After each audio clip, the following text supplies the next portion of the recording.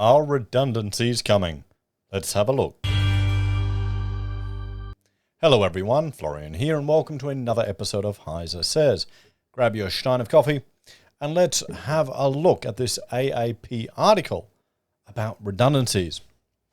So, firms eye redundancies as the job market hits a tipping point.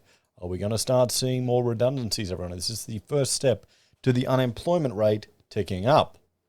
So next year, it's shaping up for a tougher one for workers as more employers flag redundancies in a fizzling economy. A survey of human resources experts, that's funny, revealed 31% expect to make staff redundant this quarter, up from 17% who anticipated job cuts in the 3 months prior. Well, were they accurate? Conditions in the job market captured in the Australian HR Institute's quarterly survey remain complacent, with more firms planning to hire over the next few months, 71%, than the 61% that said so in the quarter before. Okay, so sure, we're seeing some firms potentially make more people redundant, but there are more firms hiring. So, I mean, you've got to change jobs. It's part of your life, isn't it? If you're an employee, it's the best way to increase your earnings.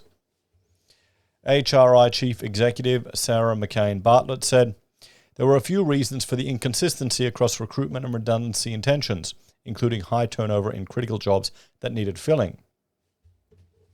There's also diversity across sectors, with some sectors of the economy still experiencing labour shortages.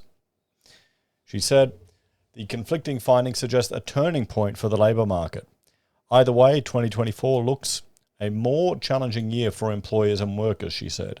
Australia's labour market has exceeded expectations for much of 2023, with unemployment hovering at 50-year lows and recording stellar employment growth.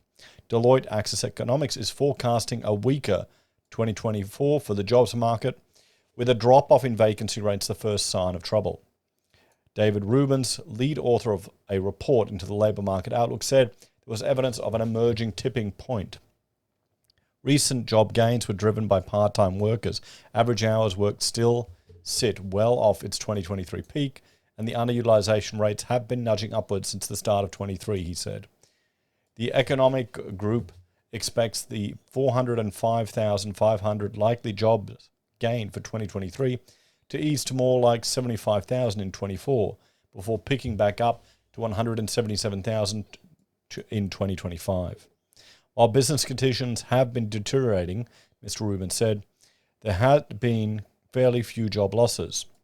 That may have been because of labour hoarding. Australia has seen real output growth slow, a lot more than employment growth, suggesting employers may be hanging onto their staff even when they're not fully utilised.